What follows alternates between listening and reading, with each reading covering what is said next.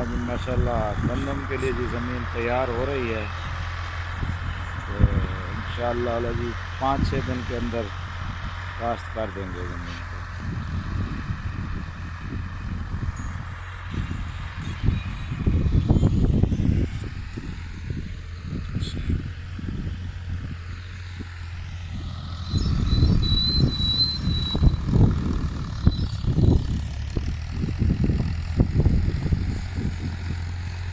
कमान का भी सीज़न है। हुकूमत के तोहफे मिल रहे हैं जी। रात को सोने के बाद तेल भी चढ़ जाता है, कीमत बढ़ जाती है। उसके बाद चीनी की भी कीमत माशाल्लाह आजकल उरूज पर है। तो ये हुकूमत खुद तो डूब रही है, लेकिन हमें भी डुबा के ही छोड़ेगी।